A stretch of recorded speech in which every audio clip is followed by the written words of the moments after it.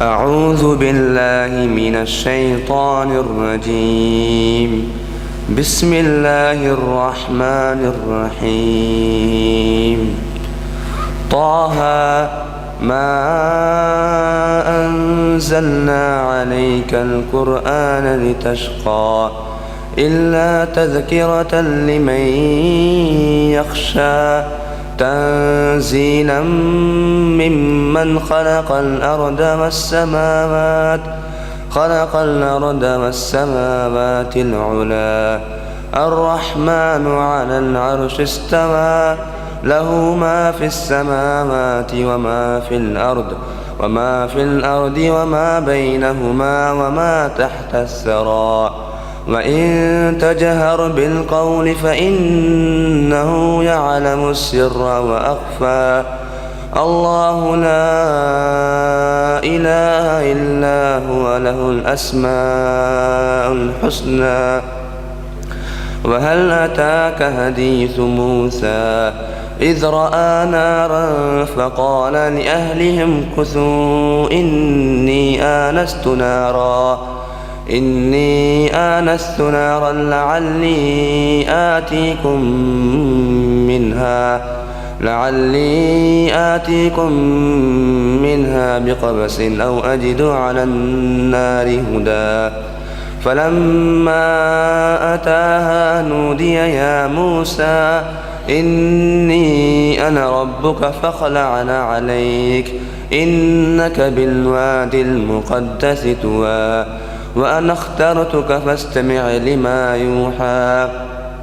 إنني أنا الله لا إله إلا أنا فاعبدني وأقم الصلاة لذكري.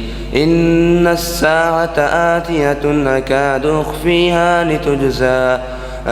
أخفيها لتجزى كل نفس بما تسعى. فلا يصدنك عنها من لا يؤمن بها واتبع هواه فترضى. وما تلك بيمينك يا موسى. صدق الله العظيम। अब हम आज के हमारे इज्तिमा का जो पहला दरस है उसके लिए मैं अपने मोहतरम भाई जनाब मोहम्मद ज़ुहैर अख्तर हाफिज़ अल्लाह ताला को दावत देता हूँ कि वो तशरीफ़ लाएँ और अपने मौजू अमन की कदर व मंज़िलत क्या है उस पर खिताब फरमाएँ। अल्हम्दुलिल्लाहि रब्बिल आलमीन वल आक़िबतु लिल मुत्तक़ीन वस्सलातु वस्सलामु अला अशरफिल अंबियाइ वल मुरसलीन व अला आलिहि व सहबिहि अजमईन। सुब्हानक ला इल्म लना इल्ला मा अल्लमतना इन्नक अंतल अलीमुल हकीम। रब्बि इश्रह ली सदरी व यस्सिर ली अमरी वहलुल उक़दतम मिन लिसानी यफ़क़हू क़ौली। अम्मा बाद फ़इन्न खैरल हदीस किताबुल्लाह व खैरल हदी हदी मुहम्मदिन सल्लल्लाहु अलैहि व अला आलिहि वसल्लम व शर्रल उमूरि मुहदसातुहा व कुल्ल मुहदसतिन बिदअह व कुल्ल बिदअतिन ज़लालह व कुल्ल ज़लालतिन फिन्नार। अऊज़ु बिल्लाहि मिनश शैतानिर रजीम। बिस्मिल्लाहिर रहमानिर रहीम। अल्लज़ीना आमनू व लम यल्बिसू ईमानहुम बिज़ुल्म उलाइका लहुमुल अम्न व हुम मुहतदून। सभी किस्म की तारीफ़ात, हम्द व सना, किब्रियाई, बराई अल्लाह सुब्हानहु व तआला के लिए है। अल्लाह की हम्द व सना के बाद हमारे और आपके आका रहमतुल लिल आलमीन सय्यदुल अव्वलीन व आखिरीन मुहम्मदुर रसूलुल्लाह सल्लल्लाहु अलैहि व आलिहि वसल्लम पर लातादाद बेशुमार अनगिनत दरूद व सलाम का नुज़ूल हो। میرے عزیز بھائیوں اور لائق صدر احترام پردہ نشین میری ماں اور بہنوں، جیسا کہ ابھی آپ نے میرے گفتگو کا کیا موضوع ہے اس کے بارے میں آپ نے سماعت فرما لیا ہے کہ امن اس دنیا کے اندر امن اور امان کی قدر و منزلت کیا ہے۔ حقیقت یہ ہے میرے بھائیوں کہ امن اس دنیا کے اندر ایسی نعمت ہے کہ اس کے علاوہ دوسری ساری نعمت، جو بھی نعمت آپ گنا لیں شمار کر لیں، ان ساری نعمتوں کا بنیاد یہی امن و امان ہے، سلامتی ہے۔ یا دوسرے لفظوں میں آپ یہ کہہ لیں کہ دنیا کی جتنی بھی نعمتیں ہیں، ساری کی ساری نعمتیں اس امن کی نعمت کے ساتھ منسلک ہیں، جڑی ہوئی ہیں۔ میرے عزیز بھائیوں، اگر اللہ سبحانہ و تعالیٰ نے آپ کو جوانی کی قوت عطا فرما دے، اس نعمت سے نواز دے، اللہ آپ کو صحت مند بنا دے، ایسی نعمت سے نواز دے، اللہ سبحانہ و تعالیٰ آپ کو دنیا کی مال و دولت عطا کر دے، آپ دنیا کے امیر ترین آدمی میں آپ کا شمار ہو، اور اللہ سبحانہ و تعالیٰ آپ کو اونچے اونچے محلات میں آپ کا مسکن دے دے، رہائش گاہ جو ہے وہ آپ کا بڑا عالی شان ہو، یا پھر تعداد کے لحاظ سے اللہ آپ کو نرینہ اولاد سے نواز دے، آپ کے کنبوں کی تعداد بڑھا دے، لیکن میرے عزیز بھائیوں، آپ جس معاشرے میں رہتے ہیں، اگر اس معاشرے میں ان نعمتوں کو ہونے کے باوجود بھی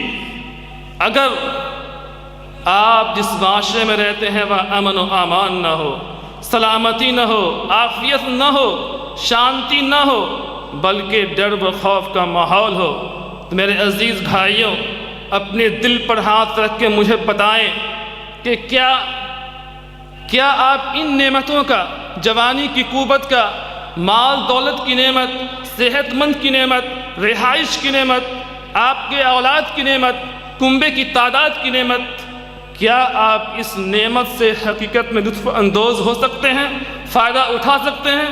اللہ کی قسم ہرگز نہیں۔ جس معاشرے میں آپ رہتے ہیں وہاں اگر امن و امان نہیں ہے، سلامتی نہیں ہے، اگر اللہ نے آپ کو قوت دیا ہے، توانائی دی ہے، اس قوت و توانائی کے ہونے کے باوجود بھی آپ اپنے آپ کو کمزور محسوس کریں گے۔ اگر اللہ نے آپ کو مال دولت دیا ہے لیکن جس معاشرے میں آپ رہتے ہیں وہاں امن و امان نہیں ہے بلکہ ڈر و خوف کا ماحول ہے، تو مال و دولت کے رہنے کے باوجود بھی اپنے آپ کو آپ غریب و مسکین محسوس کریں گے۔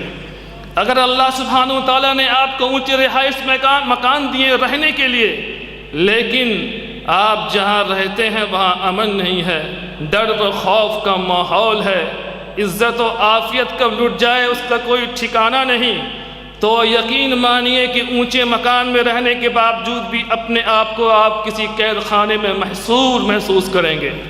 حقیقت ہے اگر آپ کے کنبے کی تعداد لمبی ہو، آپ کے خاندان کی تعداد زیادہ ہو، قوت والے ہوں، لیکن جس مقام پہ آپ رہتے ہوں وہاں امن نہیں ہے، شانتی نہیں ہے، ڈر و خوف کا ماحول ہے، تو اللہ کی قسم تعداد ہونے کے باوجود بھی آپ اپنے آپ کو اکیلا محسوس کریں گے۔ میرے عزیز بھائیوں، یہ امن و امان الغرض اگر یہ کہہ دیا جائے جس معاشرے کے اندر امن و امان نہیں ہے، اس معاشرے کے اندر در حقیقت انسان آزاد ہو کر بھی غلامی جیسا ہی زندگی گزر کرتا ہے وہ۔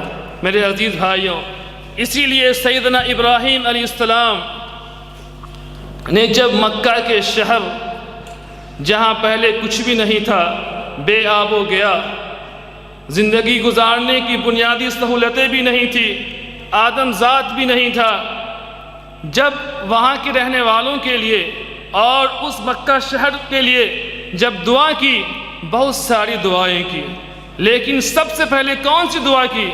اس شہر میں امن برپا ہو جائے، امن و شانتی کا ماحول ہو جائے، اس کی دعا کی۔ اللہ سبحانہ و تعالی قرآن مجید کے اندر سورہ ابراہیم کے اندر ارشاد فرماتا ہے وَإِذْ قَالَ إِبْرَاهِيمُ رَبِّ اجْعَلْ هَٰذَا الْبَلَدَ آمِنًا وَاجْنُبْنِي وَبَنِيَّ أَن نَّعْبُدَ الْأَصْنَامَ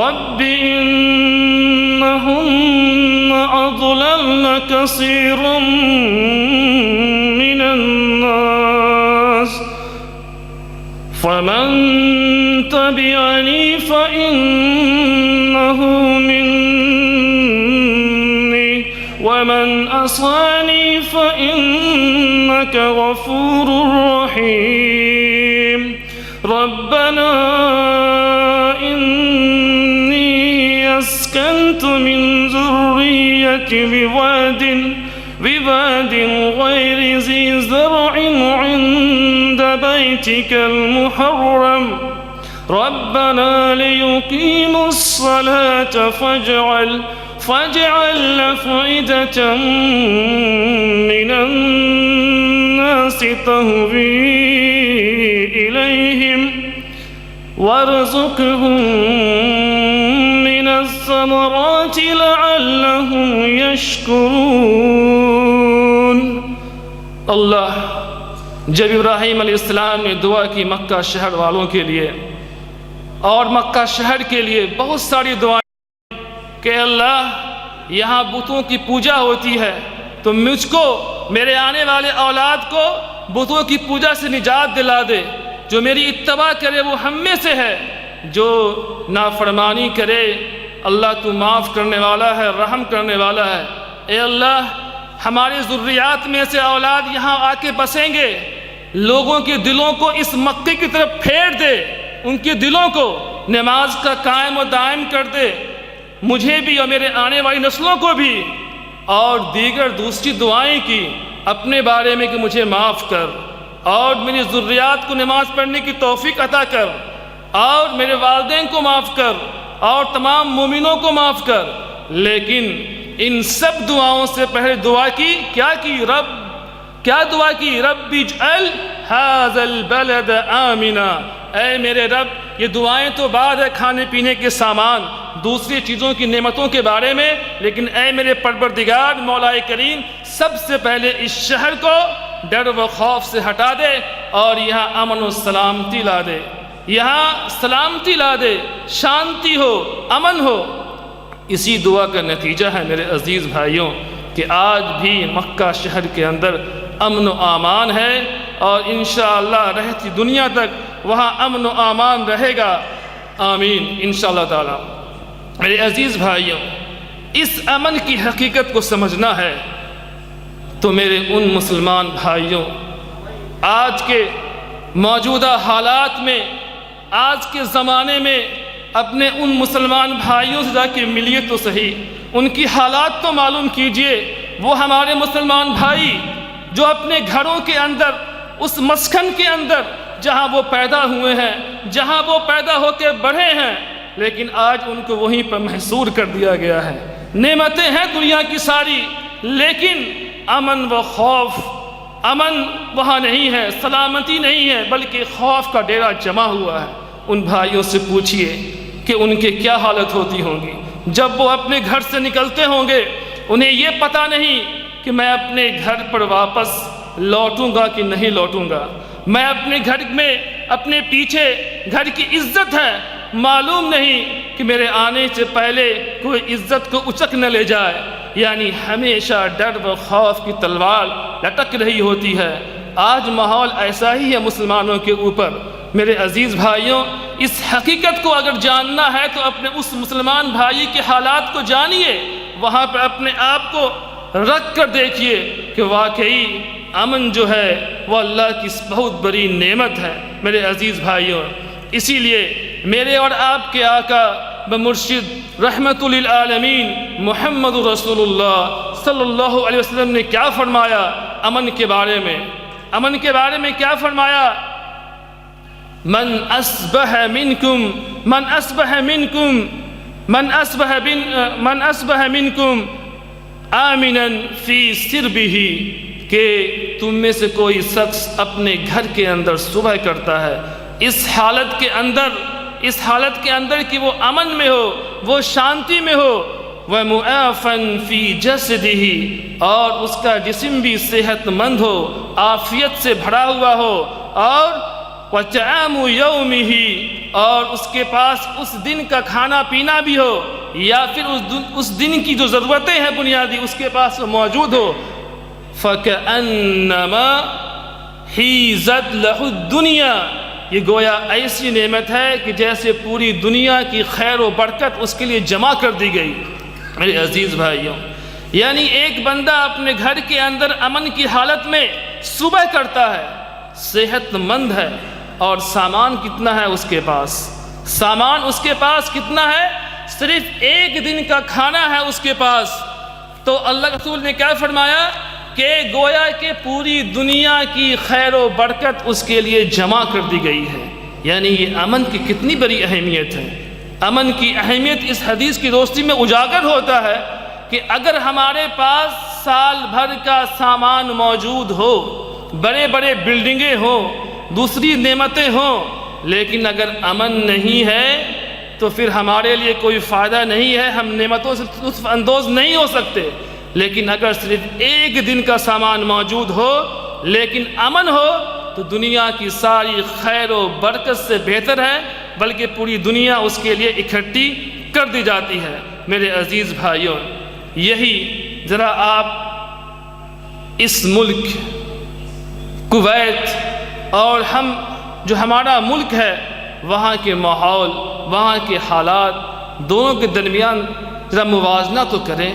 یہ اللہ کی رحمت ہے ہمارے اوپر کہ اس پر سکون پر امن ملک کے اندر ہم رہ رہے ہیں۔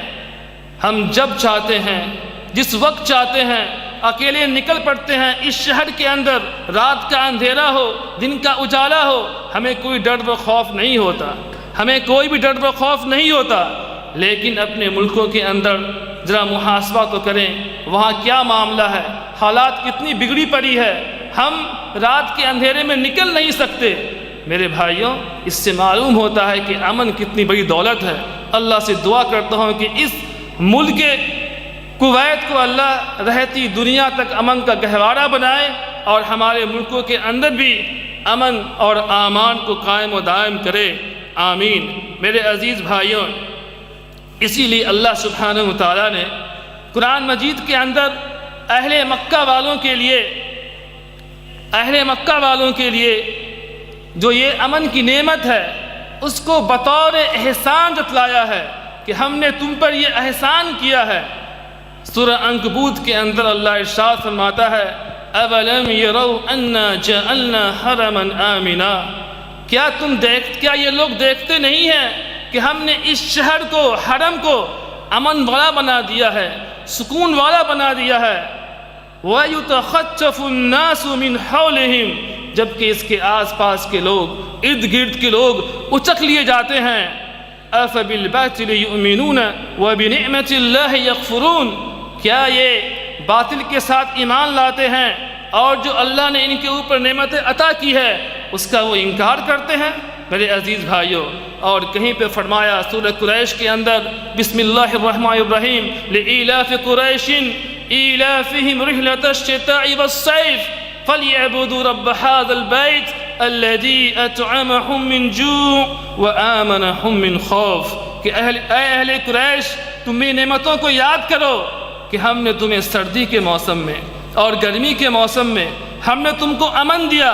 تم ان موسموں کے اندر تم مختلف شہروں کے اندر اپنے قافلے کو لے کر جاتے ہو، ٹھنڈے کے موسم میں یمن کی اور جو گرمی کا ملک ہے، اور گرمی کے موسم میں شام کی طرف جو کہ ٹھنڈا کا موسم ہے، تم وہاں جاتے ہو، لوگ تمہارے قافلے کو چھیڑتے نہیں ہیں۔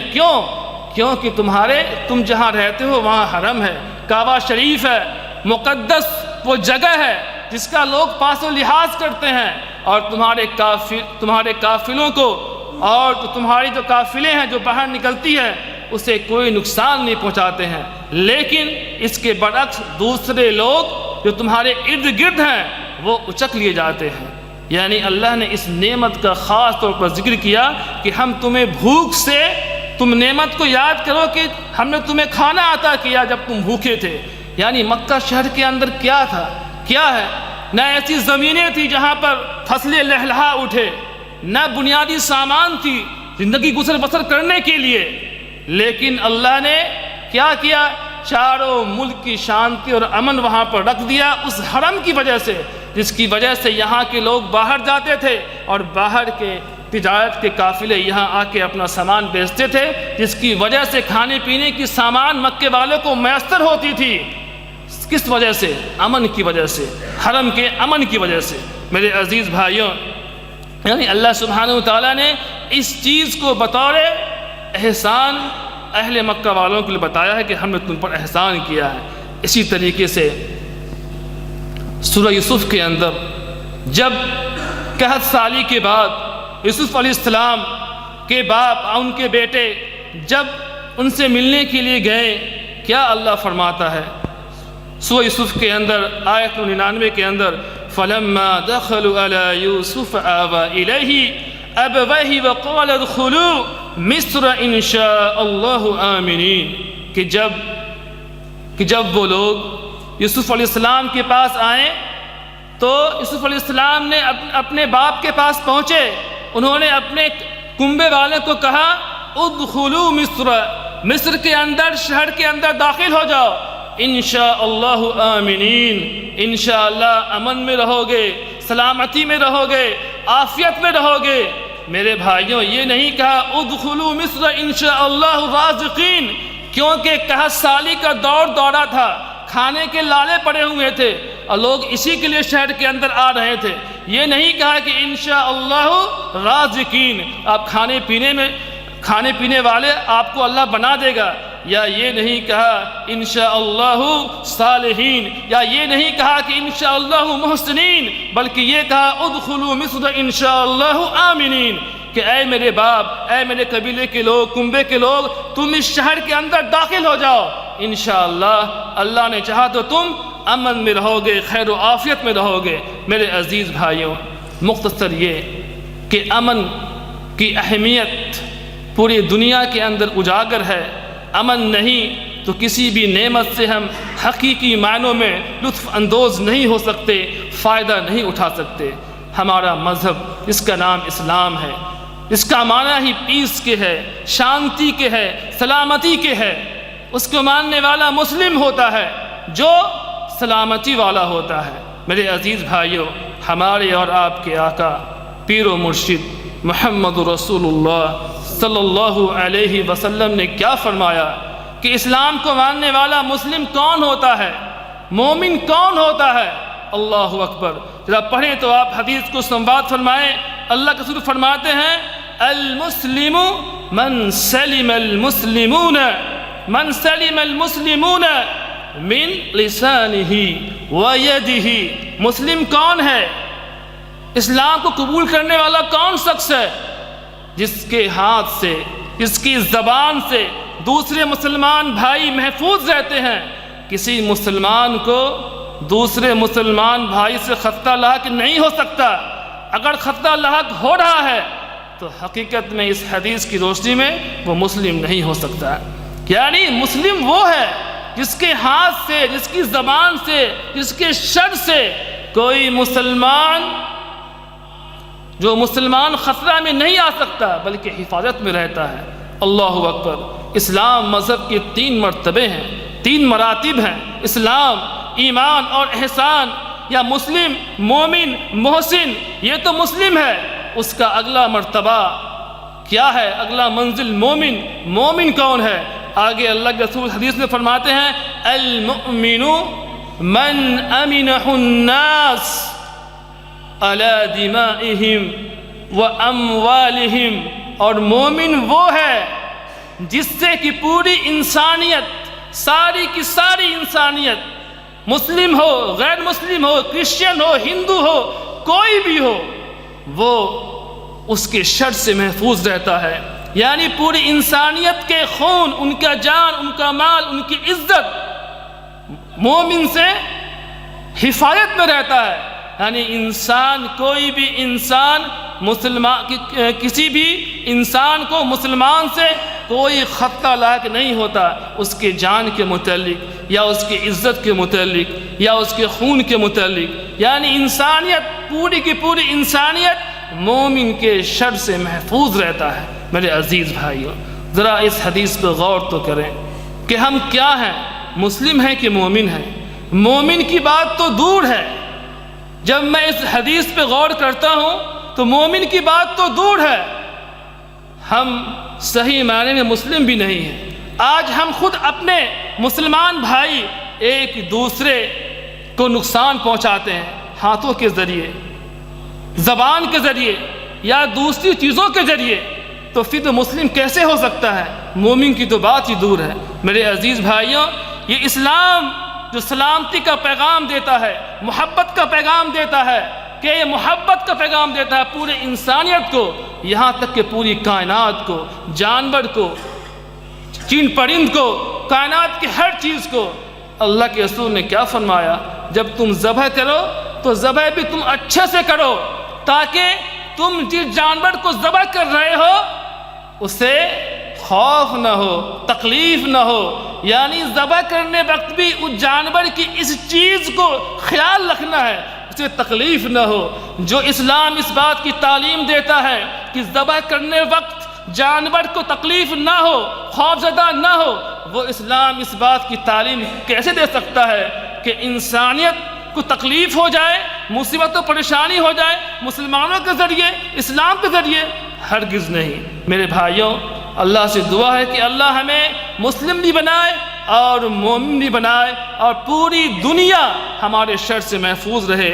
آمین یا رب العالمین. میرے عزیز بھائیوں، یہ امن و امان تو ایسی چیز ہے کہ عام طور پر ہر جگہ دیکھنے کو ملتی ہے، لیکن اسلام کی تعلیم ایسی ہے کہ اگر ماحول ایسا ہو کہ جنگ کا ماحول ہو، ماحول جنگ کا ہو، اور آمنے سامنے دشمن بھی ہو، اس حالت میں بھی جب جنگی حالات ہوں اور دشمن کا کوئی آدمی آپ کے پاس آ جائے اور پناہ مانگ لے، امان مانگ لے، اس سمے بھی کیا تعلیم ہے اسلام کی کہ اگر دشمن کا کوئی آدمی تمہارے پاس آ جائے اور تم سے امان مانگے تو تم پر لازم ہے، ضروری ہے کہ تم اس کو پناہ دو اور اسے امن والی جگہ پر پہنچا دو. ذرا سورہ توبہ تو پڑھیں. بعض دشمنان اسلام سورہ توبہ کو لے کر یہ شور برپا کرتے ہیں کہ اس کے اندر انسانیت کے خلاف باتیں لکھی ہوئی ہے، لیکن یہ آیت، اس سورہ کی آیت نمبر 6 ان کو دکھائی نہیں دیتا، یا اس کو وہ حذف کر دیتے ہیں. کیا اللہ فرماتا ہے اس سورہ کے اندر کہ وَإِنْ أَحَدٌ مِّنَ الْمُشْرِكِينَ اسْتَجَارَكَ فَأَجِرْهُ حَتَّى يَسْمَعَ كَلَامَ اللَّهِ ثُمَّ أَبْلِغْهُ مَأْمَنَهُ ذَلِكَ بِأَنَّهُمْ قَوْمٌ لَا يَعْلَمُونَ. کہ اگر مشرکین میں سے کوئی شخص، کوئی ایک فرد اگر تمہارے پاس آ جائے اور پناہ مانگے تو تم پر لازم ہے تم اس کو پناہ دو. فَأَجِرْهُ حَتَّى يَسْمَعَ كَلَامَ اللَّهِ، یہاں تک کہ وہ اللہ کا کلام کو سن لے، اللہ کے کلام کو وہ سن لے، اور اس کے بعد تم کیا کرو؟ ثُمَّ أَبْلِغْهُ مَأْمَنَهُ، تم اس کو پہنچا دو اس کے مسکن کی طرف، امن کے ساتھ، شانتی کے ساتھ، سلامتی اور عافیت کے ساتھ. کیوں؟ ذَلِكَ بِأَنَّهُمْ قَوْمٌ لَا يَعْلَمُونَ، یہ قوم ایسی ہے اس کو معلوم نہیں ہے حقیقت کیا ہے، حق کیا ہے، باطل کیا ہے، صحیح کیا ہے، غلط کیا ہے. یعنی میرے عزیز بھائیوں، اس ماحول میں بھی اگر کوئی دشمن ہمارے پاس آئے، پناہ لے لے، اسلام تعلیم دیتا ہے اس کو امن کے ساتھ پہنچا دو. اور دوسری بات یہ معلوم ہوئی میرے عزیز بھائیوں، یہ اللہ کی کتاب جو ہے وہ کتاب امن ہے، امن کی کتاب ہے، اور حقیقت میں یہ علم کا سرچشمہ ہے، پورے انسانیت کے لیے ہے. اسی لیے اللہ یہاں فرمایا کہ جب مشرکین آئے اسے اللہ کا کلام سناؤ، دعوت دو، اس کو بتاؤ. یعنی یہ کتاب قرآن مجید جو ہے حقیقت میں سارے علم کا سر چشمہ ہے. اگر علم والا بننا ہے ہمیں اس کتاب سے جڑنا پڑے گا۔ اگر ہمیں امن لانا ہے ہمیں اس کتاب سے جڑنا پڑے گا اور دوسرے لوگوں کو بھی اس سے جڑانا پڑے گا۔ اللہ ہمیں اس کی توفیق عطا کرے، آمین میرے بھائیوں۔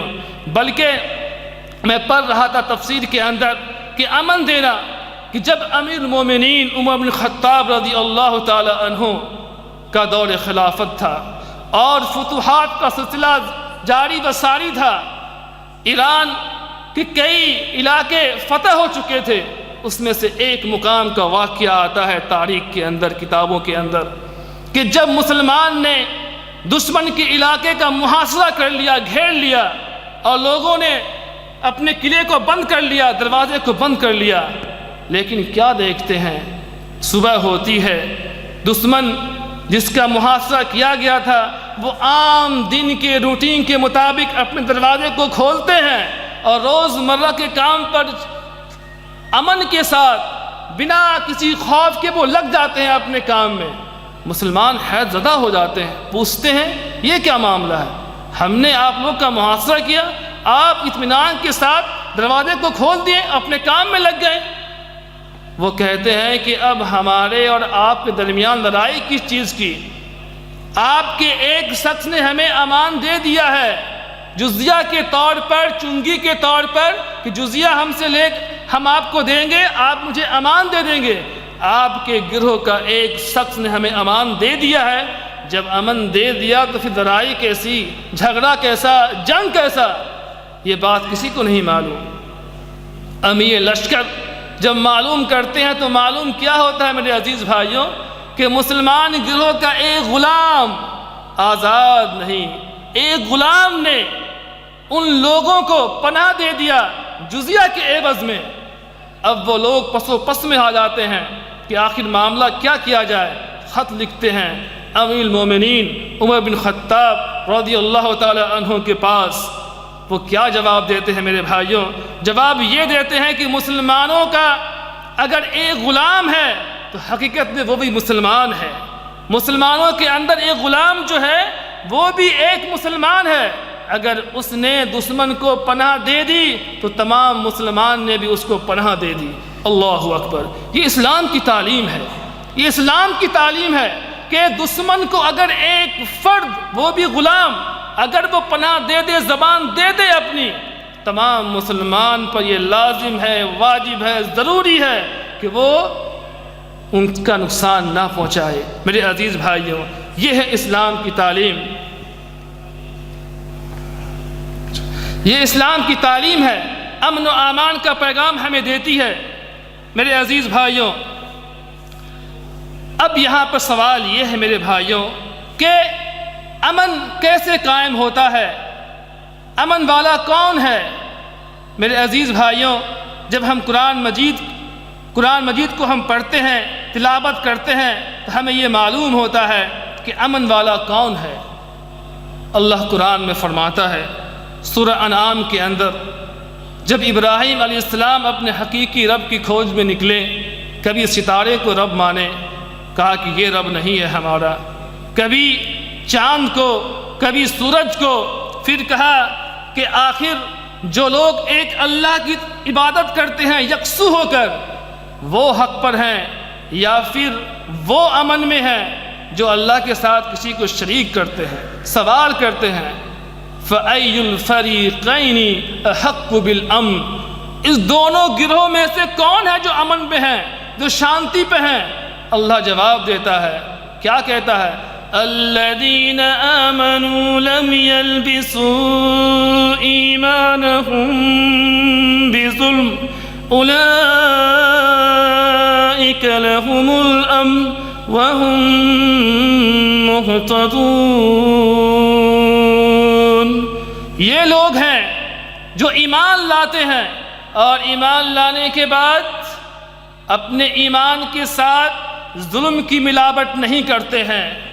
ظلم سے مراد یہاں شرک ہے، اللہ کے ساتھ شرک کرنا یہاں ظلم سے مراد ہے، کہ وہ اپنے ایمان لانے کے بعد اپنے ایمان کے ساتھ شرک کی ملاوٹ نہیں کرتے ہیں۔ یہی لوگ ہیں اللہ کے نزدیک، اسلام کے نزدیک جو امن والے ہیں، شانتی والے ہیں، سلامتی والے ہیں اپنے لیے بھی اور پوری انسانیت کے لیے بھی، اور حقیقت میں یہی لوگ جو ہیں وہ ہدایت یافتہ ہیں اللہ کے یہاں۔ یعنی توحید میرے عزیز بھائیوں، توحید جو ہے حقیقت میں یہ سب سے بڑا امن کا راستہ ہے اس دنیا کے اندر، اور اس دنیا کے اندر فتنہ، فساد فی الارض اگر سب سے بڑا ہے تو وہ اللہ کے ساتھ شرک کرنا ہے میرے عزیز بھائیوں۔ یعنی توحید والا حقیقت میں امن والا خود کے لیے بھی ہوتا ہے، پورے کائنات کے لیے بھی ہوتا ہے، اور اللہ کی طرف سے وہ ہدایت والا بھی ہوتا ہے۔ اللہ نے اسی چیز کو قرآن مجید کے اندر دوسرے مقام پر سورہ نور کے اندر اللہ فرماتا ہے وَعَدَ اللَّهُ الَّذِينَ آمَنُوا مِنْكُمْ وَعَمِلُوا الصَّالِحَاتِ لا يستخلفنهم في الارض كما استخلف الذين من قبلهم، کہ اللہ نے یہ وعدہ کر دیا ہے ایمان والوں کے لیے اور جو نیک اعمال لائے ہیں تم میں سے، کہ ان سب کو نیک اعمال کرنے والوں کو زمین کا خلیفہ بنا کے رہے گا، جیسے کہ پہلے کے لوگوں کو زمین کا خلیفہ بنایا ہے۔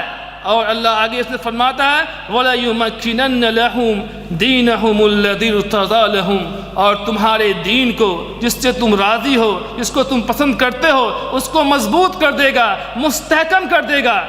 اور اللہ آگے فرماتا ہے وَلَيُبَدِّلَنَّهُمْ مِنْ بَعْدِ خَوْفِهِمْ أَمْنًا، اور تم پر جو خوف و ہراس کا ماحول ہوگا، اگر خوف آئے گا دنیا کی طرف سے، بدامنی آئے گی، اس توحید کی برکت سے کیا ہوگا؟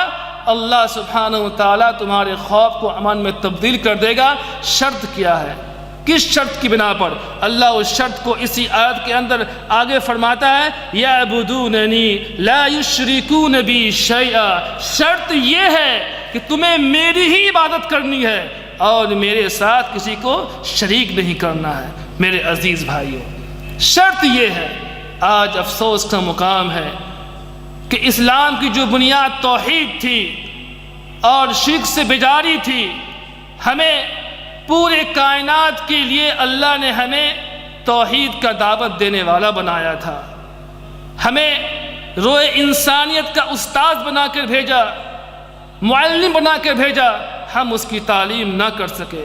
اللہ سبحانہ وتعالیٰ نے ہمیں پورے انسانیت کا رہبر بنا کے بھیجا، ہم رہنمائی اس کی نہیں کر سکتے۔ اللہ سبحانہ وتعالیٰ نے پورے مخلوق کے لیے اس دنیا کے اندر زمین پر جو کچھ بھی ہے اس کے لیے امت مسلمہ کو نفع بخش بنا کر بھیجا، ہم نفع نہ پہنچا سکے بلکہ ہم خود غرض بن بیٹھے۔ آج یہی وجہ ہے میرے بھائیوں کہ ہم اپنے اصل چیز سے دور ہونے کی بنا پر توحید سے دور ہو گئے اور شرک کے بازار گرم ہو گئے۔ گلی گلی میں ہر جگہ، خاص طور پر ہمارے ملکوں کے اندر شرک کا بازار گرم ہے، جس کی بنا پر اللہ سبحانہ وتعالیٰ نے ہم سے ہماری اس نعمت کو چھین لیا۔ آج ہم روتے ہیں کہ امن نہیں ہے، فتنہ ہے، ڈر و خوف ہے، ہمارے ساتھ یہ کیا معاملہ ہو رہا ہے؟ کیا قرآن کی آیتوں کو نہیں پڑھتے کہ اللہ ان کو امن دے گا خوف کے بعد جو میری ہی عبادت کریں گے اور جو کسی کو شریک نہ ٹھہرائیں گے اللہ کی ذات میں، اللہ کی عبادات میں، اللہ کی صفات میں؟ تو کہیں نہ کہیں تو ہمارے اندر غلطی ہے میرے عزیز بھائیوں۔ اگر ہم توحید والے ہیں تو اللہ اپنے وعدے میں جھوٹا نہیں ہے، کیونکہ اللہ کیا فرماتا ہے؟ اللہ نے وعدہ کر دیا ہے اور اللہ اپنے وعدے میں بالکل سچا ہے، جھوٹا نہیں ہے میرے عزیز بھائیوں۔ تو یہ یعنی توحید، اب ہم یہ دیکھتے ہیں کہ امن جو ہے، آخر ہمیں یہ معلوم ہو گیا کہ اگر ہم توحید پر گامزن نہ ہوئے اور شرک کا بازار گرم رہا تو ہم امن والے کبھی نہیں ہو سکتے، نہ اپنے لیے نہ انسانیت کے لیے۔ میرے عزیز بھائیوں، اللہ سبحانہ وتعالیٰ نے سورہ نحل کے اندر آیت نمبر 112 کے اندر ایک قوم کی مثال دی ہے کہ ایک قوم کی مثال دی ہے جس کے اوپر اللہ کی نعمت تھی، اللہ نے امن و امان دیا تھا، کھانے پینے کے سامان دیے تھے، لیکن اس کے بعد ان کے اوپر بھوک کا عذاب آ گیا، ڈر و خوف کا عذاب آ گیا۔ اللہ قرآن میں فرماتا ہے وَضَرَبَ اللَّهُ مَثَلًا قَرْيَةً كَانَتْ آمِنَةً مُطْمَئِنَّةً اللہ سبحانہ و تعالیٰ تمہیں ایک قوم کی مثال تمہارے سامنے پیش کرتا ہے. قریۃ کانت آمنۃ مطمئنہ، وہ قوم کیسی تھی؟ بڑے امن و امان کے ساتھ تھی، شانتی کے ساتھ تھی، عافیت کے ساتھ تھی، اور بڑی مطمئن تھی. یأتیہا رزقہا رغدا من کل مکان، اللہ سبحانہ و تعالیٰ وافر مقدار میں اس کے لیے ہر طرف سے، ہر جگہ سے اس کے لیے رزق عطا کر رہا تھا. لیکن اس انعام، اس نعمت کے بعد ان لوگوں نے کیا کیا؟ فَكَفَرَتْ بِأَنْعُمِ اللَّهِ فَأَذَاقَهَا اللَّهُ لِبَاسَ الْجُوعِ وَالْخَوْفِ بِمَا كَانُوا يَصْنَعُونَ. اس نعمت کے بعد جو اللہ نے عطا کیا تھا ان لوگوں کو کہ امن کے ساتھ، شانتی کے ساتھ، مطمئن ہو کر ہر طرف سے اللہ ان کو رزق دے رہا تھا، اس کے باوجود کیا کہ انہوں نے فَكَفَرَتْ، اللہ کی ناشکری کی، اللہ کا انکار کیا، اللہ کی نعمت کی ناقدری کی، جس کی وجہ سے اللہ نے عذاب مسلط کیا. فَأَذَاقَهَا اللَّهُ لِبَاسَ الْجُوعِ وَالْخَوْفِ، اللہ نے ان کے اوپر بھوک کا لباس یعنی بھوک طاری کر دیا، اور امن کے بعد خوف نے ملوث کر دیا. کیوں؟ کیونکہ وہ اس کے عمل کی وجہ سے، ان کے کرتوت کی وجہ سے. میرے عزیز بھائیوں، یعنی ہمیں سوچنے کا مقام ہے اس آیت کی روشنی کے اندر کہ اگر ہمارا آج یہ حال ہے مسلمانوں کا کہ آج اکثر و بیشتر جگہ مسلمان ملکوں کے اندر مسلمان جہاں رہتے ہیں ظلم و ستم کے پہاڑ ٹوٹ رہے ہیں، امن و خوف، امن اور سلامتی نہیں ہے، بلکہ اس کے برعکس ڈر و خوف کا ماحول ہے. آج مسلمانوں کی مال، مسلمانوں کا جان، مسلمانوں کی عزت، اس کا کوئی ویلیو نہیں رہا. جبکہ اللہ کے سامنے کیا ہے؟ ہم اور آپ کو معلوم ہے کہ اللہ کے سامنے کتنی قدر ہے ایک مومن کی جان کی، کہ اگر ایک مومن کی جان کوئی لے، اللہ اس کے پاداش میں اللہ کو اتنی غیرت آتی ہے پوری دنیا کو تباہ برباد کر دے. میرے عزیز بھائیوں، کتنی عجیب بات ہے. یعنی معلوم یہ ہوا میرے عزیز بھائیوں کہ کہیں نہ کہیں ہماری اپنی بھی غلطی ہے اپنے اعمال کے اندر، عقائد کے اندر، جس کی وجہ سے اللہ نے ہمارے اوپر سے یہ نعمت امن، نعمت امان، نعمت سلامتی، عافیت، آخر اللہ نے ہمارے اوپر سے چھین لیا ہے.